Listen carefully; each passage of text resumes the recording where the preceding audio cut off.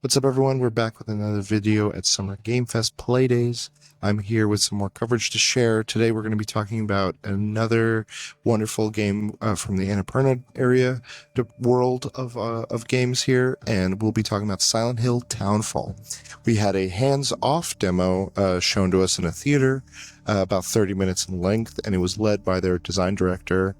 And this, I really not being. I should preface this. I am not the most horror focused kind of gamer or fan. In recent this year, I've been getting more and more in the horror film space, but that's a whole other story for another video. But I am very horror curious, and this game, I think, leaned in a direction I was very curious about. And what I mean by that is this is, I guess, a new take from it's not from the teams have done prior, like Silent Hill games. This is from developers that have worked Screamburn. They're Glasgow based in Scotland, and their take on what makes Silent Hill. And we follow the character of Simon. He's the main character, and it's in Saint Amalia in 1996.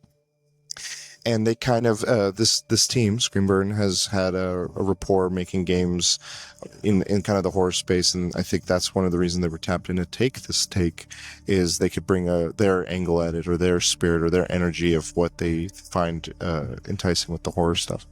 It is set in first person. I don't know. From what I've seen from prior Silent Hill games, they're not very first person focused. But I think there's an added element of what that tension can bring to you when you play a game in first person, especially when tensions are high in audio and the immersion of it kind of comes in. You're getting the viewpoint. You're kind of peeking around corners, which they showed us some of the mechanics. But it alludes to a larger story that, something with Simon's past, with some, eerie. I always knew of Silent Hill as this space where they kind of mess with the psychological horror as well as the physical horror that it presents with the monsters and the creatures that you see. And I think it balances it pretty well with what it's presenting, because it's so you have this little receiver that you can kind of move around, sort of like the radios of prior Silent Hill games, and it adds an eerie nature to it. The eeriness is there front and center with what you're seeing and doing. They kind of walk through some of the mechanics, and that being one of them, the first person being another. The other thing that I found really interesting with it was how they're handling character inner thoughts, and I thought this was a standout for me, and what it means for specifically this genre of game. And that's oftentimes you see the protagonist of a game, when they're thinking of something, how do they convey that thought? They just speak it out loud, and they're like, oh my god, I wonder who else is dealing with this. I don't could this be Jessica? They just talk to themselves openly. This game and this team is very aware of that conscious effort of trying to not break the immersion. And one of the things they do is, when Simon is speaking, he's speaking with intention.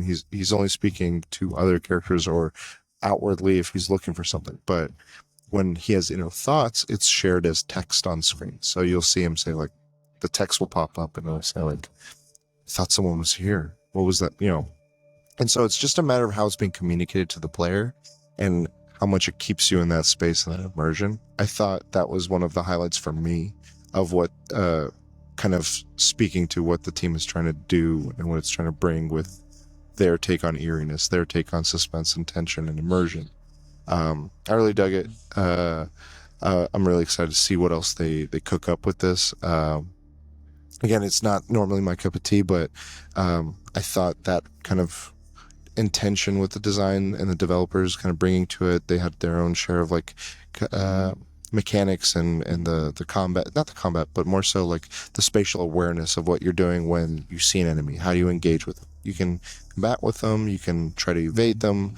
You're pretty much forced to evade them if you don't have any kind of melee kind of items in your disposal. But so much of the back and forth made for, hey, we understand tension, hey, we understand immersion, hey, we're going to give our take on what is Silent Hill. And I love it. I love a new take. I love when you see a publisher and a team trust an IP with a different developer, and where they can take that, where they can go with it. They're taking a swing in a familiar but in an experimental way, and that's kind of why I think they went with this team. So I'm excited to see what they do. Excited to see where it goes and what kind of game we see from it. But yeah, this is coming out very soon, so we'll see it in September later this year.